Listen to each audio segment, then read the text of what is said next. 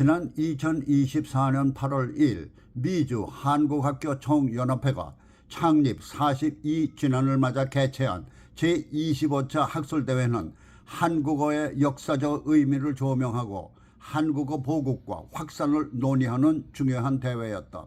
특히 이날 디지털 서울문화예술대 한국어학과 육효창 교수의 훈민정음 해례본에 나타난 훈민정음 체계 및 이해라는 주제 강연은 현대 한국어의 자음체계와 모음체계의 근본 내용을 설명하며 훈민정음은 우리의 자랑스러운 옛 이름이라고 강조하면서 한국의 우수성을 구체적 사례로 밝혔다. 이날 육효창 교수의 훈민정음 특강 내용.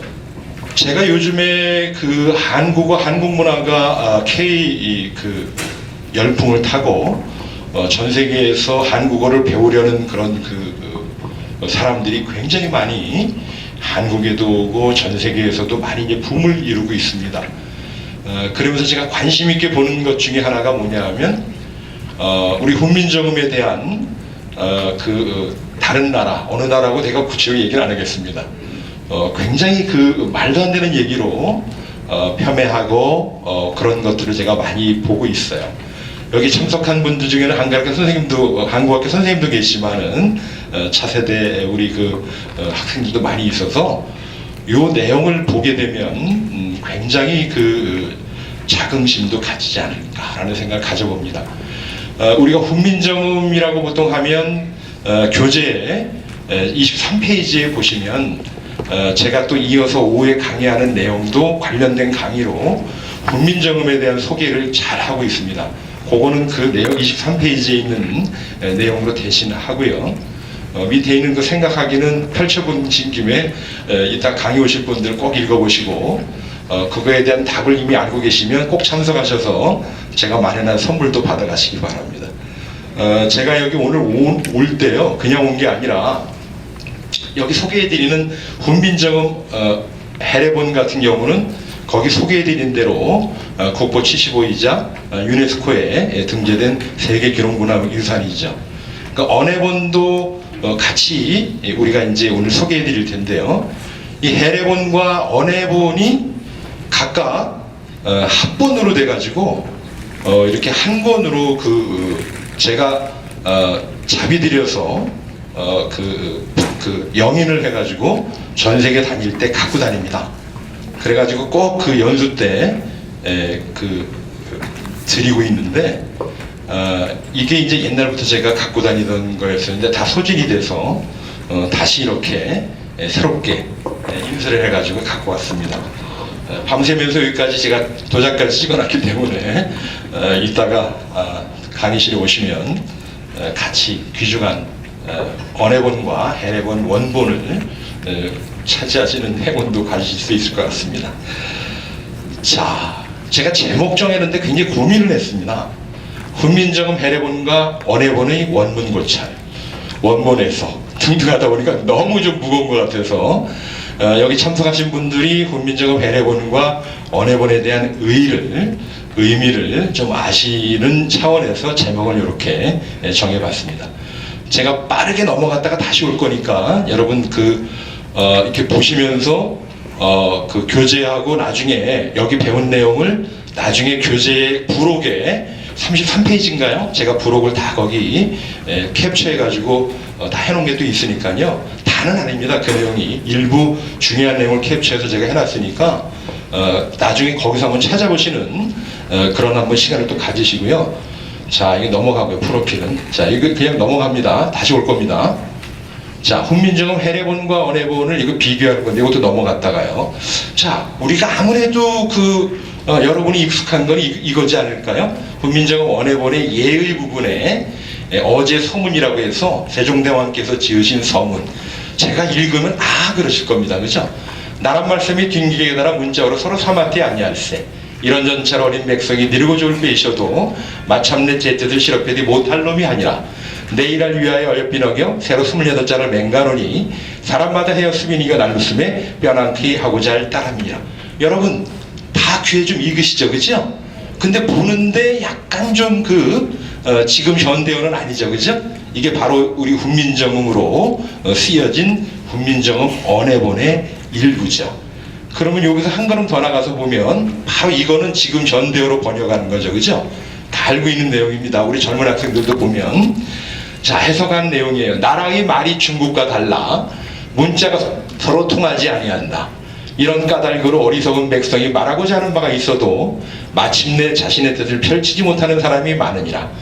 내가 세종대왕께서 이를 위하여 어여삐 여겨 새로 28자를 만드노니 사람마다 하여금 쉽게 익혀 날마다 쓰며 편안하게 하고자 할 따름이니라. 작년에 도미니카 그 중미 카리브 가서 요 번역까지 제가 이제 왜냐면 번역이 조금씩 다른 게 있어서요. 요걸 제가 제공해 드렸더니 나중에 한글 날 때 요거 가지고 또 이제 학생들하고 재미난 수업을 또 하신 그 기억이 또 나서 잠깐 말씀을 드립니다. 제가 왜 여기 중국에다가 빨간 표시를 했을까요? 가끔 가다가 학생들이 혹시 이런 질문 안 합니까? 선생님, 지금 훈민정음이 만들어진 게 세종 1443년, 세종 25년, 반포가 3년 뒤인 1446년, 세종 28년인데 그때 중국 나라가 있었나요? 이렇게 물어보는 경우가 있어요. 여기서의 중국은요, 그 당시의 중국 명나라였죠, 그죠? 여기서의 중국은 지금의 중국이 아니라 항상 그 중국이라는 나라를 어떤 그 중심되는 경우로 있기 때문에 가운데 중자 중국, 지금의 중국하고 이름은 같지만은 지금의 중국하고 뜻하는 게 아니라 그 당시에 명나라를 그 얘기한다고 보시면 되겠습니다. 그런 질문 혹시 받아본 분이 또 계실 것 같아서 제가 이렇게 좀 설명을 드리고요. 자, 이렇게 왔다가 제가 다시 앞으로 넘어가는 이유는 처음부터 한자가 되는 걸 막 보여드리면 좀 어렵게 느끼실 거거든요. 절대 그렇지 않습니다. 또 한자 세대들도 많으신 분들도 많기 때문에 보시면 금세 이해가 됩니다. 자, 훈민정음 언해본이라고 하는 거는 말 그대로 언해, 훈민정음으로 번역하는 거거든요. 그렇다면 세종대왕께서 우리의 훈민정음을 만들어서 그거를 책으로 밝혀놨어요. 우리의 훈민정음 한글이 전 세계적인 석학들이 칭송하고 굉장하게 이제 얘기하는 게 그게 세 가지잖아요. 여러분 다 알고 계시죠, 그죠? 누가 만들었고 언제 만들었고 그거에 대한 제자 원리를 다 담고 있지 않습니까, 그죠? 그게 바로 우리의 훈민정음. 훈민정음은 문자 이름이면서 동시에 우리의 문화유산인 책 이름이죠. 그럴 때 세종대왕께서 우리의 훈민정음을 만드셔가지고 그 원리를 설명하기 위해서 그 당시 한자를 처음에 이용하셨던 거죠. 그러다 보니까 이제 여기 있는 보통 우리가 얘기하는 이와 같은 훈민정음 해례본이라고 합니다. 책 이름은 이와 같이 그냥 훈민정음으로 쓰여 있는데요. 이미 다 아시는 내용이지만은 그래도 그냥 되풀이해서 말씀드리면 왜 해례냐? 요게 해는 풀이고 예는 예죠, 그죠? 풀이와 예 이그젠풀이죠, 그죠? 해례본이라고 하고 이름을 지금 후대에 붙이는 거죠. 그래서 해는 이게 5개의 해로 이루어져 있고 예는 하나의 예로 이루어져 있죠. 그래서 5개의 해는 뭡니까? 초성, 중성, 종성. 그 뒤에 해자 빼놓고 얘기해요. 초성에, 중성에, 종성에, 합자에, 그 다음에 마지막에 이제 용자래. 제가 5개인데 하나가 빠진 4개인데 빠지지 않는지 모르겠습니다. 하여튼 그 5해 1예로 돼 있는 게 이제 그래서 해례본이라고 얘기를 하고요.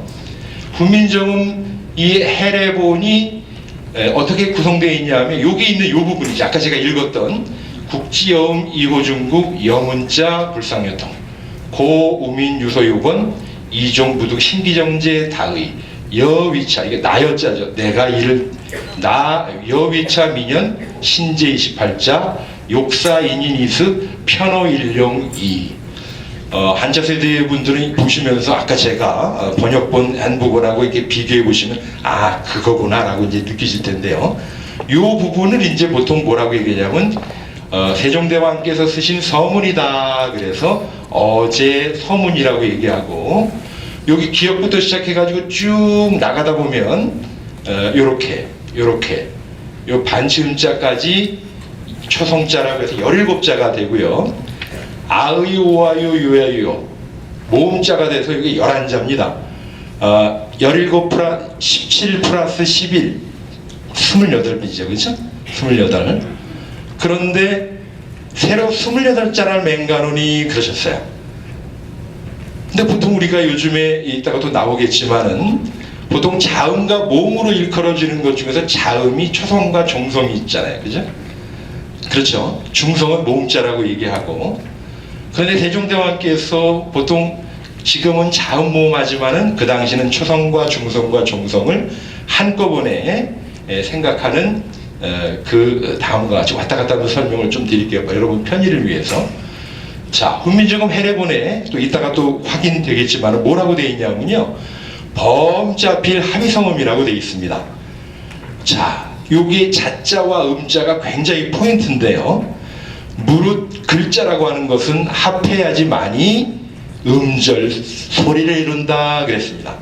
그러니까 여기에 자의 의미와 음의 의미가 각각 음운이고 이건 음절을 의미해요. 오래전에 아마 그 서울대 문제가 이게 나왔었어요. 자, 이 자와 음의 의미를 두 음절로 답하라. 음운과 음절입니다. 그 음운은 지금의 초성, 중성, 옛날에는 초성, 중성, 종성이고 지금은 자음과 모음이죠. 이 음은 이제 음절이라고 해서 하나의 음절을 이룬다. 제가 하나 퀴즈 한번 내볼게요.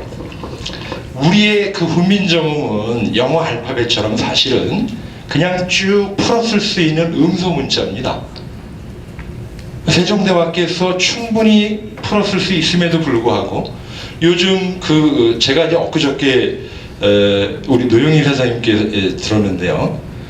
세종학당의 로고가 풀어쓰기를 그렇게 하다 보니 왜 굳이 풀어쓰기를 했냐고 외국인이 물어봤다고 그러더라고요.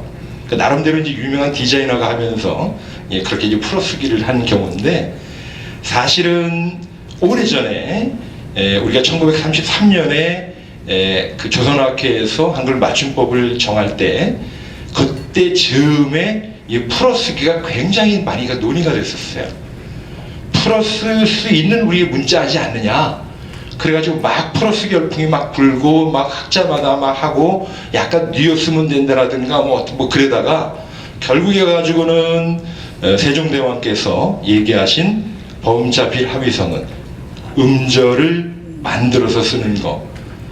왜 세종대왕께서 그 당시에 음절로 만들어서 썼을까요? 이게 제 질문이에요.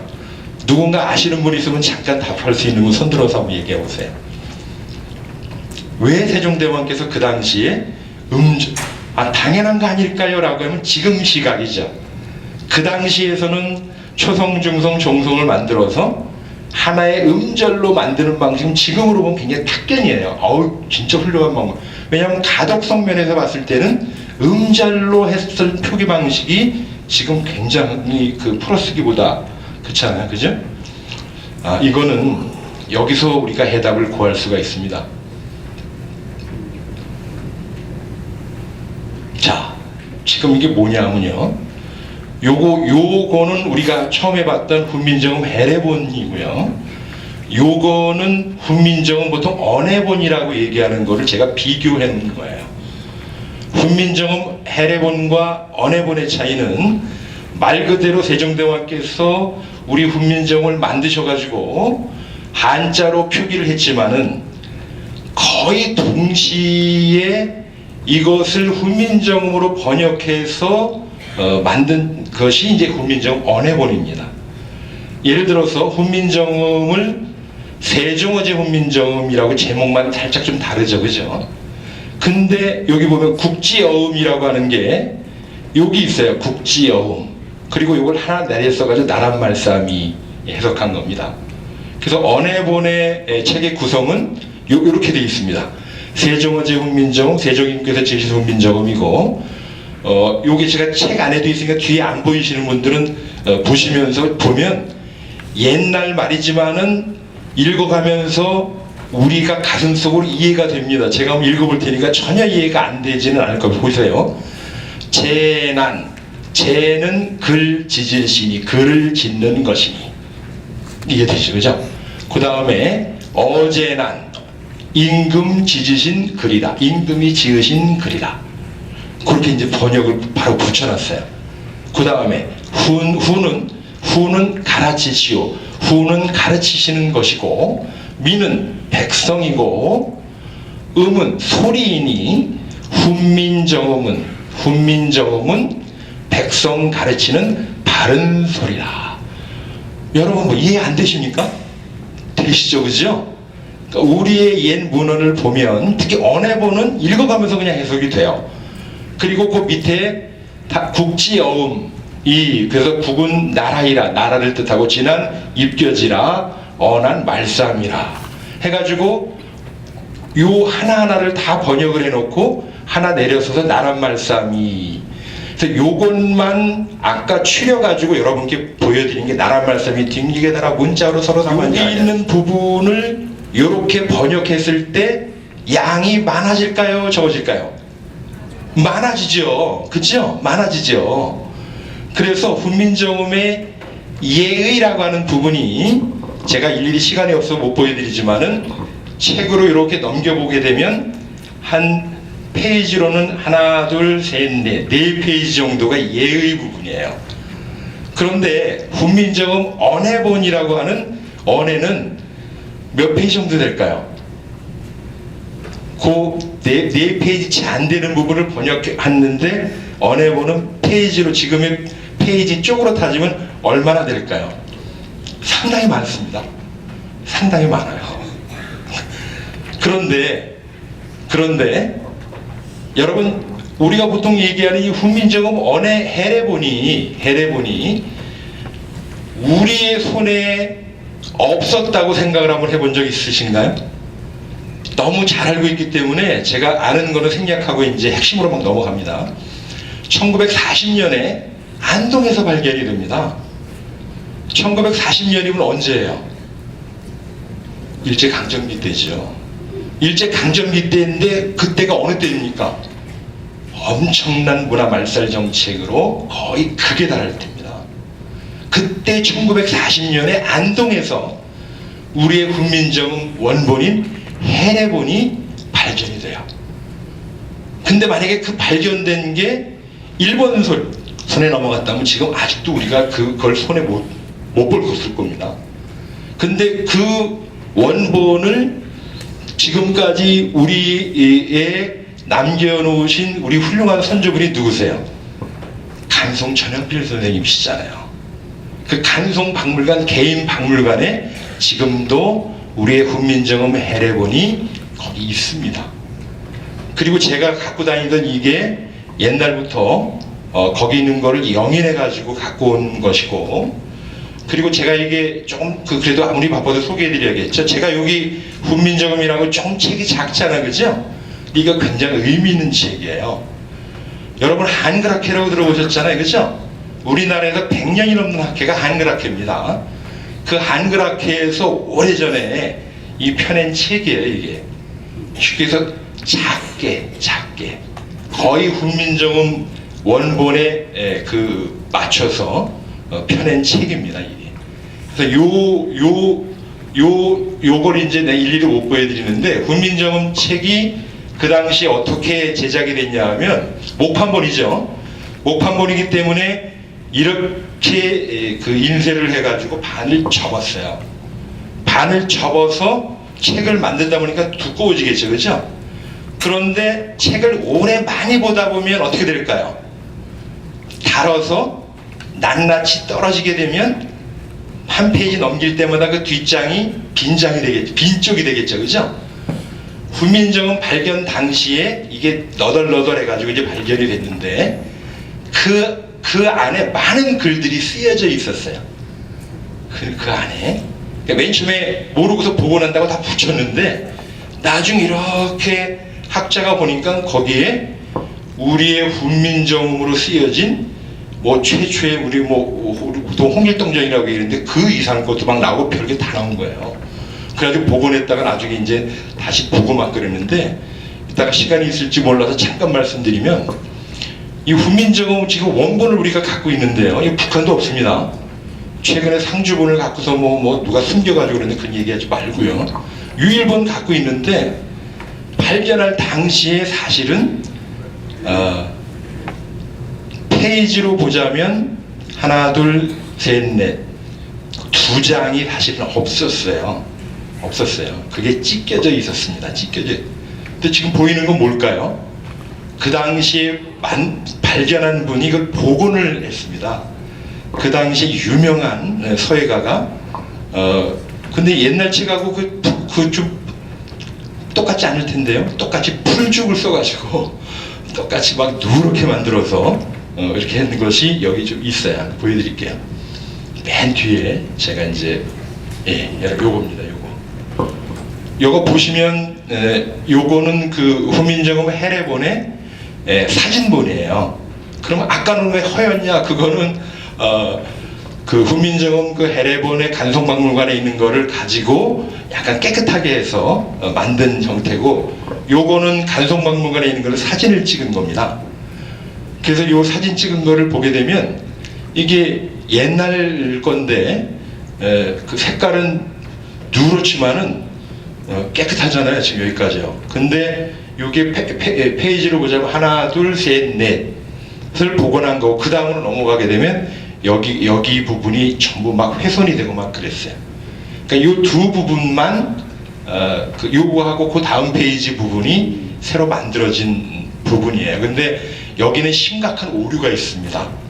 심각한 오류가 있어요. 제가 여기 빨간 표시로 이렇게 해둔 부분을 잘 보시면, 아까 번역을 해드릴 때 뭐라고 해드렸습니까? 신제 28자 한원이 편어일용이니라, 쉽게 편하게 사용하게 할 따름이니라. 그럴 때 따름이라고 하는 부분이 한자어로 여기 어조사 의자가 쓰여 있는데요. 그 당시 한자를 꽤 잘 알고 있었던 사람 같아요. 원래 맨 끝에 이제 어조사의를 많이 쓰긴 썼어요. 근데 원래 훈민정음 원본에는 원래는 이 어조사의가 아니라 이 앞에 있는 것처럼 이 귀자를 썼습니다. 귀자. 따름이니라 그럴 때. 그런데 왜 요자를 안 쓰고 요자를 썼느냐? 그리고 왜 귀자인지 나중에 어떻게 알게 됐느냐? 이게 없어졌다며요. 그죠? 근데 훈민정음 해례본과 언해본 차이는 뭐라고 얘기했습니까? 훈민정음 예의 부분을 번역한 부분이 언해본이라고 얘기했고, 그 언해본이 안동에서 해례본 발견되기 전까지 그 예의 부분만 번역한 부분을 우리가 갖고 있었어요. 그게 뭐였냐면 월인석보라고 하는 부분이 있거든요. 월인석보. 여러분 월인청강지곡과 석보상절 들어보셨죠? 세조는 누굽니까? 왕이 찬탈을 해가지고 결국 왕자는 아니고 뭐 여러 가지 해가지고 이제 왕이 오른 다음에 그거를 좀 속죄하기 위한 마음으로 찬불가라든가 뭐 여러 가지 거를 만들어서 했는데, 석보상절은 이제 그 세조가 왕 되기 전에 수양대군 때 이제 만든 거고요. 1459년 전에 1447년에 월인 석보상절을 만들고, 그거를 본 세종이 이제 그 월인청강지곡을 만들었고, 나중에 두 개가 합본이 월인석보라고 하는 것이 1459년 세조 5년에 간행이 되는데, 세조 때니까 세종이 어떻게 됐겠어요? 죽었겠죠, 그죠?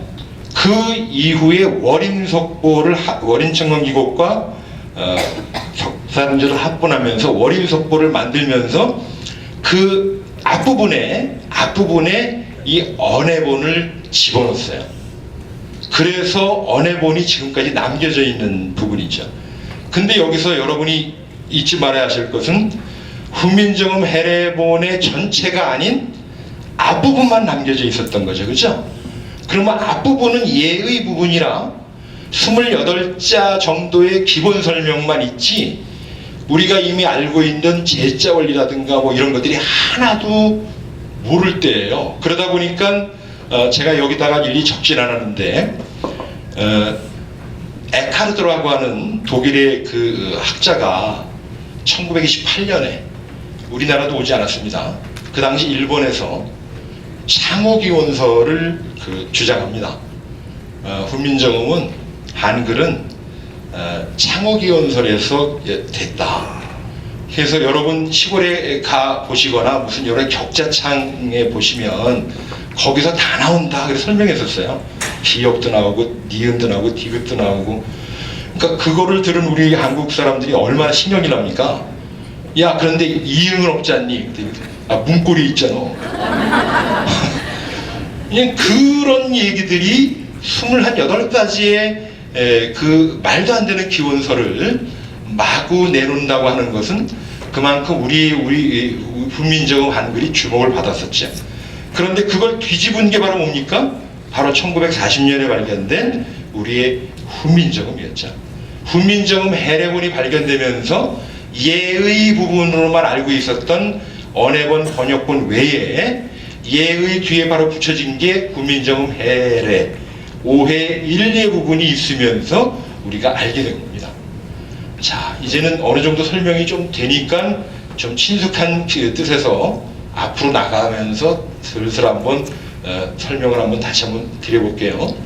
자, 이 훈민정음 해례본이 다음과 같이 이렇게 만들어졌는데 새로 28자를 만드셨고 그 아설순치후 오음에 따라서 분류를 제가 이렇게 빨간 표시로만 해서 그것만 잘 보고 넘어가면 나머지는 그냥 이해가 됩니다. 오음에 따라서 분류를 했는데 아설순치후 아음은 기역은 아음이니 어금니소리니 여 군자 초발성이라 군자의 처음 내는 소리와 같다. 여러분 혹시 저기 펜 갖고 계시면 그냥 한글로 군자 한번 써보세요. 군자의 처음 내는 소리가 기역자래요. 맞습니까? 맞죠? 그러면 여기서 군은 어떤 의미가 있을까요? 아무런 의미도 없다.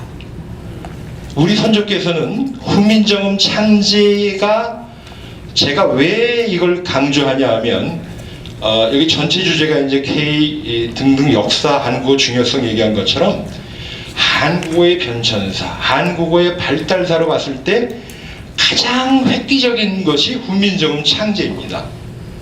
우리가 얼마 전에 겪었던 코로나 이전과 이후로 나눠진 것처럼 한국어의 발달사, 우리말 변천사에서 훈민정음 창제 이전과 이후로 나눠집니다. 획기적인. 그래서 훈민정음 창제 이전에 우리의 표기체계를 보통 뭐라고 얘기하죠? 차자 표기체계라고 얘기하죠. 한자를 가져다가 우리말을 표현했죠. 표현했는데 우리 선조들은 한자를 가지고 그냥 쓴 게 아니에요. 어떤 때는 뜻으로 쓰고 어떤 때는 음으로 쓰고 자유자재로 쓰다 보니 그것이 더 이상 우리 문자하고 맞지 않는다라고 느꼈기 때문에 훈민정음이 창제된 거죠. 제가 다른 데서 강의하면 이거 던집니다. 위로 던지는데 떨어져요. 그죠? 떨어지는 순간이 뭡니까? 최고의 정점을 이룰 때 떨어집니다. 그죠? 차자 표기 체계가 가장 발달했을 때 훈민정음이 나오는 거예요. 차자 표기 가가지고는 우리말을 제대로 표현할 수가 없겠다라고 하는 생각이 그 이전부터 싹 텄고 그 언암 천지셨던 세종대왕께서 그걸 창제를 하셨던 거죠. 그렇기 때문에 훈민정음이라고 하는 것은 그 당시에 주변 나라에 특히 중국의 운학도 가져오고 성리학도 가져오고 다 해가지고 만들었는데 특히 군자라고 하는 것은 의미가 없고 그냥 음만 가져왔다. 군자의 처음 내는 소리와 같고 자 여긴 설음은 셔소리니 니은은 셔소리니요 나자의 처음 내는 소리와 같다. 나 한번 써보세요.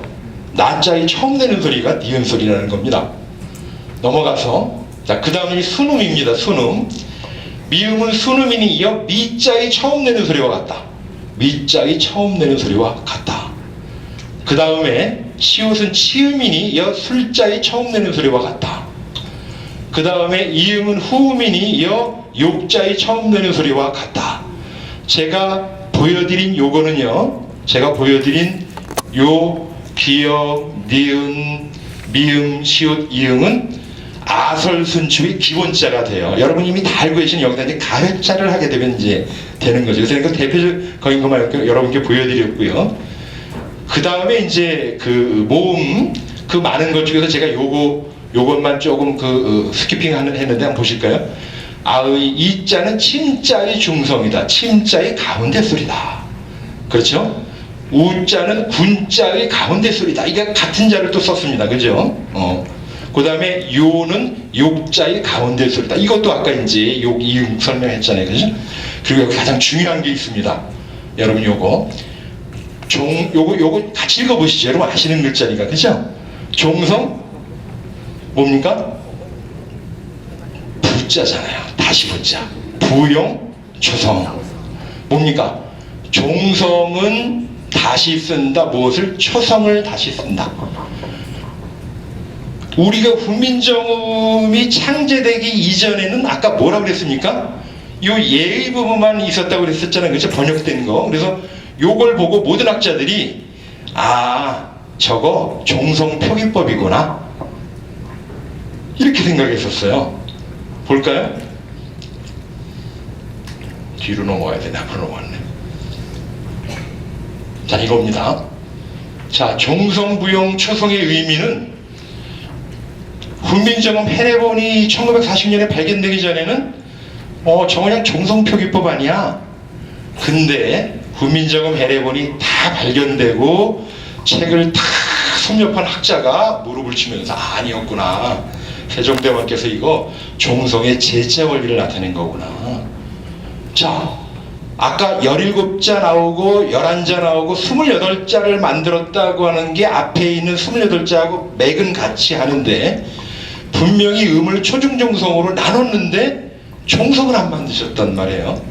사실은 세종대왕께서 엄청 고민을 하셨던 겁니다.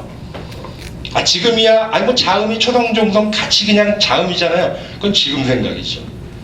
그 당시 세종대왕께서 초성자 만들고 발음기간을 번떠서 중성자 아의자 번떠서 그래서 합용해서 17자만 만들고 그랬는데 분명히 음을 3분을 해가지고 초성, 중성, 종성으로 음을 3분했다는 거예요. 여기 3분, 이 3분법이 나오는데요. 보세요.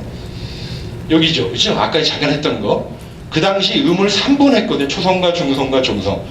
중국의 성운항을 받아들이면 중국은 2분법인데 우리나라는 종성까지 이게 합쳐서 여기를 성운 하는데 우리나라는 종성으로 이제 3분까지 했단 말이에요.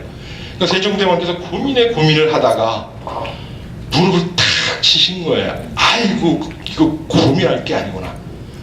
초성자를 갖다가 그냥 쓰면 되겠다. 그게 바로 뭡니까? 종성, 부용, 초성입니다. 다시 한번 해석해 볼까요? 종성은 다시 쓴다. 무엇을? 초성을. 세계 언어학자들이 보고서 놀라는 부분이 이 부분입니다. 왜냐하면 보통 우리가 언어학적인 어떤 전문용어로 따졌을 때 이게 둘이 혼동될 수가 없어요. 왜? 초성의 위치와 종성의 위치는 다르기 때문에. 그래서 초성을 갖다가 종성을 썼는데 여기서 또 기가 막힌 또 세종대왕의 천재성이 나타나는 거죠. 자, 종성에 썼는데 종성에 그냥 썼습니까? 우리가 보통 지금으로 보자면 받침 표기를 할 때 지금 보면 몇 개의 받침으로 대표된다고 보통 얘기하죠. 전대국에서 얘기할 때 7개의 받침으로 대표된다고 얘기하잖아요. 그렇죠? 그러면 세종대왕께서 지금의 음절의 끝소리 그 칙을 알고 있었을까요? 내가 질문 거기 한 개 있는데 알고 계셨죠. 세종대왕께서 만드신 것입니다. 그 당시 세종대왕께서 만드신 바로 이 중세국의 팔정성법이 바로 여기 있는 8개의 소리입니다. 맨 끝에 있는 거는 예디음자고요. 이렇게 8개까지를 표기면서 발음으로 나타냈어요. 요거는 바로 여기 이 앞에서 보면 이게 이제 훈민정음 종성회에 이렇게 나옵니다. 요 숫자는 순서는 이제 아설순추에 따라서 기역, 예디응, 디귿, 니은, 비읍, 미음, 시옷, 리을은 팔자, 가족, 용야라 8개의 종성으로 충분하다 그런 얘기예요.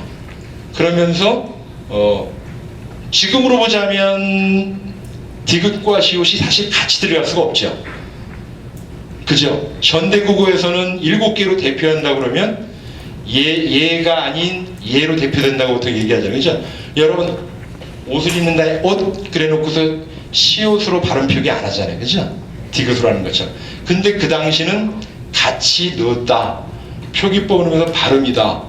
아, 선생님 지금 시각으로 보면 아니죠. 그 당시에 실제로 이렇게 구별해서 표기했어요.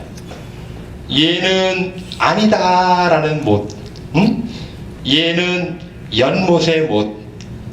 지금식으로 발음하면 똑같지만은 그 당시는 분명히 달리 발음했었다고 모든 학자들이 이구동성으로 얘기하고 팔정성으로 나타냅니다. 근데 이게 결과적으로는 요 중세에서 근대로 넘어가면서 하나가 없어져요. 뭐가 없어질까요? 요거는 오후 시간에 보면서 퀴즈를 남기겠습니다. 이 굉장히 중요한 겁니다. 이 종성표기법의 변천만 익히게 되면 한글 대부분은 그냥 익히게 되는 거예요. 요 근대국어로 넘어가면서 둘 중에 하나가 운명적으로 하나가 없어져요. 힌트드리면. 그리고 나서 현대국어에서 다시 부활해요. 요 정도만 말하고 넘어갈게요. 예. 진짜 궁금하신 분에서 얘기 드려야겠네.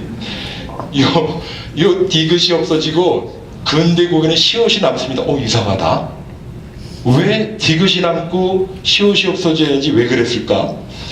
요게요 혼란이 됩니다. 내가 이제 여기 판사를 못해서 그냥 말로 설명할게요.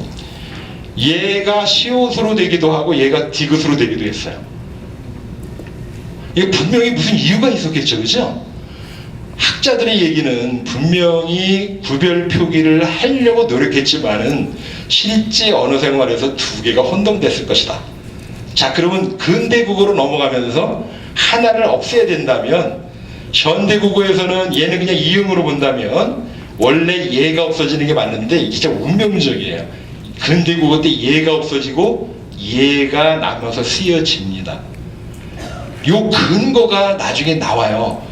우리가 보통 왜 구전돼 내려오는 것들이 있다면 문헌으로 남겨진 것도 있다면 두 개를 잘 비교해 보면 답이 나오는 것처럼 워낙 짧은 시간에 많은 걸 해드릴 수 없기 때문에 한글 맞춤법 통일한 거기 보면 맞춤법이나 발음 그거 보게 되면 우리가 이해가 안 되는 부분이 하나 있어요. 이거는 왜 이렇게 읽었을까? 이거 아닌 것 같은데? 그런 부분이 이거하고 연결되는 부분이 있습니다. 여기서 다 말씀 못 드리니까 빨리 넘어가야 됩니다. 자, 그래서 제가 이제 왔다 갔다 하는 부분이 시간 때문에 그렇습니다. 자, 그래서 여기까지. 자, 여기까지가 예의 부분인데 아까 어디가 없어졌다고 그랬습니까? 어디까지? 여기까지 없어진 거예요. 여기까지.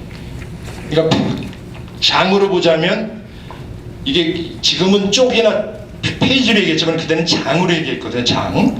그래서 이렇게 적으니까 이게 한 장, 그 다음에 두 장이 없어진 거예요. 두 장은 없어졌는데 복원했다고 얘기했죠, 그죠? 복원을 한 거를 기가 막히게 찾아냈는데 누가 찾아냈을까요? 학자들이 찾아냈습니다. 아무리 없어졌다고 하더라도 어디서부터 걸렸냐 하면 그냥 여러분 넘어갔겠지만 잘 보시면 사실은 여기 맨 위에 나와 있는 요 글자들을 잘못 보세요. 요 글자들 없어진 그 부분에 요 글자들 기역부터 해서 이게 제가 목판본이라고 얘기 드렸죠. 목판본에서 요렇게 글자가 나올 수가 없어요. 이렇게 글자 썼으면 저건 모가지입니다. 이거 세종대왕께서 만드신 거를 목판으로 파는데 기역자를 이렇게 하고 이 보시게 되면 보세요. 이게 글자가 이게 무슨 붓글씨로 썼기 때문에 한자는 어떻게 되는데 얘는 안 돼. 이걸 어디서 하냐면 그 다음 페이지 넘어가 볼게요. 잘 보세요. 그 다음 페이지 넘어가게 되면 반치음자 보죠. 반치음자. 아주 정교하죠. 그죠? 삼각형. 그리고 어디서 또 딱 걸렸냐 하면 여기서 걸렸어요. 제가 사실 여러분께 보여드리는 부분 중에 이 반설음 부분에 여기 보게 되면 우측에 동그라미가 있고 가운데 동그라미가 있어요. 지금으로 보자면 마침표과 쉼표 역할을 하는데 여기 보게 되면 순음, 치음 이렇게 쭉쭉 되어 있으면서 요거 반설음으로 돼 있는데 사실은 이거는 수정해 놓은 거고요. 원래는 여기에 동그라미가 잘못 쳐져 있었어요. 그걸 제가 보여드리면 요겁니다. 요거. 여기 보면 리을은 반설 음의 그 우건점이 안 돼 있고 여기 돼 있죠, 그죠? 요거 잘못 복원한 거예요. 잘못 복원. 아까는 그게 수정해 놓은 거고. 그런데 요거하고 비교해 보면 반치음의 음은 여기 걸쳐. 그러니까 그럼 왜 여기다 했을까? 이 사람이 이제 복원하면서 치음, 병서, 반 여기다 한 거예요.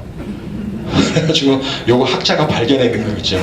아, 이건 분명히 그래서 원래 해례본을 보여줄 때 처음에는 첫 장을 보여줬어요. 근데 요즘에 첫 장 안 보여주잖아요.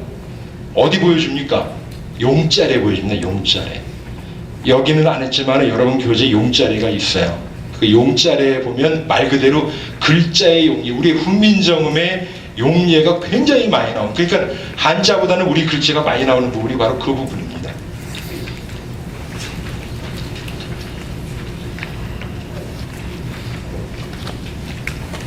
아, 그리고 요 부분입니다. 요 부분. 요것도 보여드리고 넘어가야죠.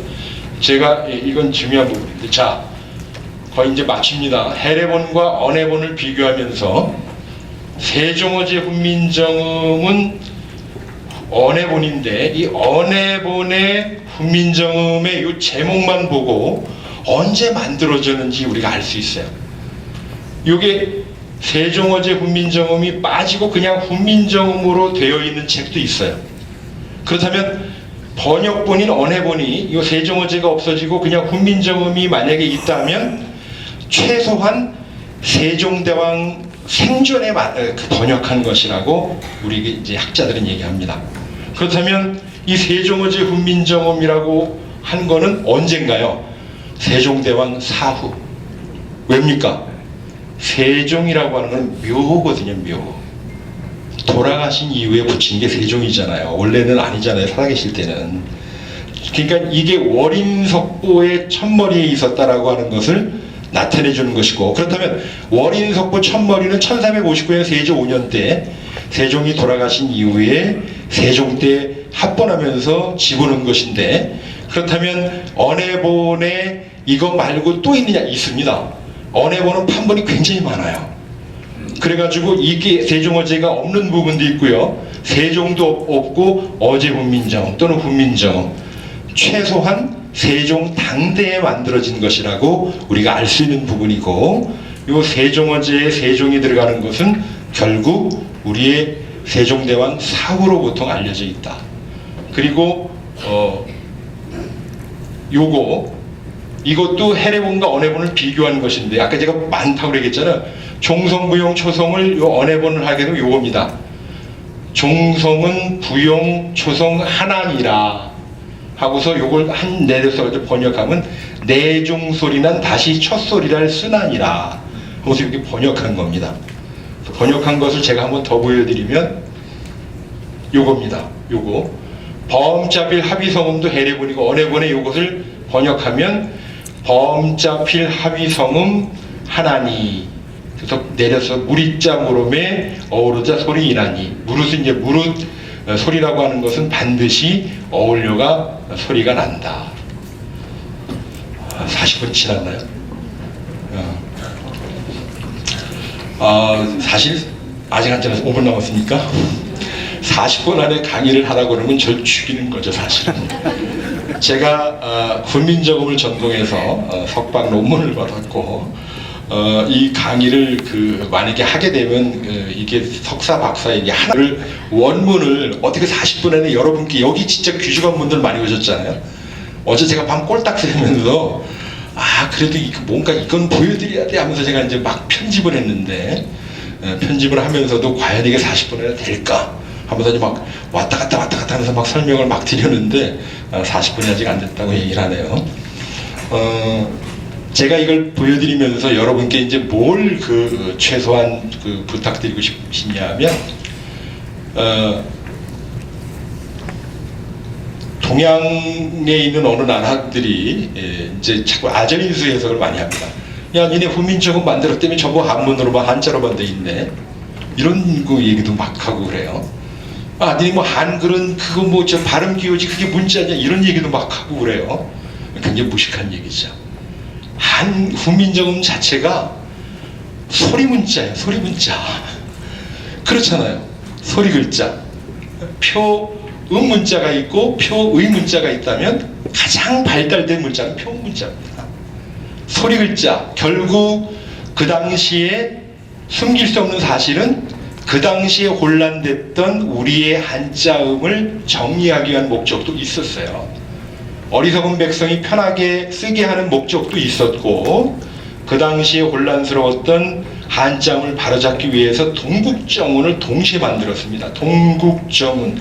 동국은 우리나라죠. 그죠? 정운, 바른 운. 훈민정음, 백성을 가르치는 정음, 바른 소리. 정음과 동국정운의 정운을 합치면 음운입니다. 음운.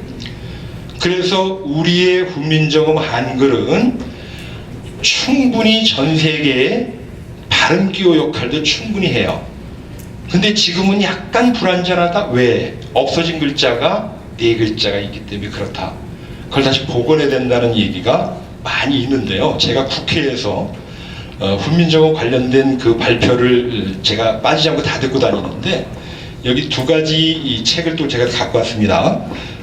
국립한글박물관에서 나온 훈민정음 표준해설서, 이게 영어로도 되어 있고요. 또 하나가 이제 그 훈민정음과 한글 디자인이라고 하는 또 책도 또 있는데, 시판하지 않고 그 당시만 나와 있어 저만 갖고 있는데요. 요때 가가지고 이제 재해학자들도 많이 오셨거든요. 근데 앞에 패널들이 있고 막 설명하는데 질문 나오는데 이 재해분들이 또 대단하세요. 그러니까 무슨 뭐 얘기가 나오면 그냥 막 엄청난 얘기들이 막 나오는 거예요. 그러니까 우리의 한글 훈민정음에 대한 자부심에서 나온 거겠죠, 그죠? 근데 기본적인 내용들을 그분만 막 알고 떠들면서 난 안 된다, 그죠? 이 자리처럼 진짜 우리의 뿌리 교육을 담당하는 우리 선생님들, 또 우리 차세대 분들이 최소한 우리의 문화유산인 우리 훈민정음 해례본과 언해본 기본 정도는 아시고, 이게 해례본과 언해본은 어떤 의미가 있고, 제가 아까 말씀을 다 못 드린 것 중에 얘기를 마무리하면서 간송 전영필 선생님의 말씀을 대신하겠습니다. 간송 전영필 선생님이 그 당시에 만석군이었어요. 지금으로 치자면 삼성 돌아가신 이병철, 이재용 저리 가라라고 하는 그 부자였는데, 그 당시에 일제로 넘어가는 재산 문화재를 전부 다 끌어모으셨습니다. 그래서 훈민정음이 1940년에 안동에서 발견됐는데 어떻게 간송 전영필 스님께 들어갔냐 하면, 이분이 만약에 누굴 가지고 온다 그러면 그 당시에 그 중간, 일본말 하면 낙가마라고 얘기하는 중간 상인들이 오면 시세에 뭐 5배, 10배를 쳐주셨답니다. 그러니까 어떤 형식이든지 훈민정음이 발견이 됐다고 하면 그 사람들이 우리가 더 잘 알거든. 이 값어치가 있다. 이건 전영필 스님한테 갖다 줘야 된다. 들리는 얘기는 일본인이 가져왔다는 얘기도 있어요. 갖다 줬는데 어마무시한 돈을 주셨다는 거 아닙니까? 그 당시에 대궐집의 10채에 해당되는 돈을 주셨고, 애썼다고 수고비까지 얹어서 줬다고 하면서 그걸 그렇게 아끼셨대요. 6.25 전쟁 때 간송 전영필 선생님께서 그 훈민정음만 안고, 이게 가슴이 벅차가지고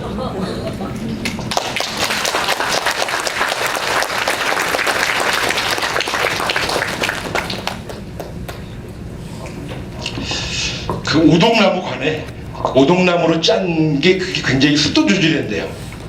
거기다가 특수제작해서 놓고서 그거 안고 그것만 가지고 피난 가셨답니다. 그래가지고 도난가 될까봐 그것만 안고 자고 피난 가서, 나중에 부산 내려가서 보니까 그 보물창고에 보물들이 다 부산 그 시장 바닥에 다 나와 있더래요. 그러나 그거 하나 개의치 않고 그것만 하나 가지고 다시 상경해서 지금의 우리에게 남길 겁니다.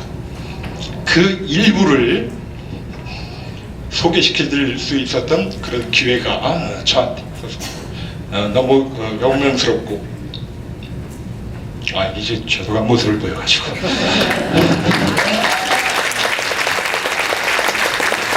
하여튼 짧은 그 식견이지만은 그 세종대왕의 어떤 그런 그 깊은 뜻 이렇게 또 우리가 가질 수 있었던 전행구 선생님의 어떤 뜻을 여러분께 전달해드리면서 그 짧은 시간이었지만은 또 이따가 전문적인 또 깊이 있는 내용들은 오후 시간에 또 마련되어 있습니다. 또 그때 뵙겠습니다. 고맙습니다.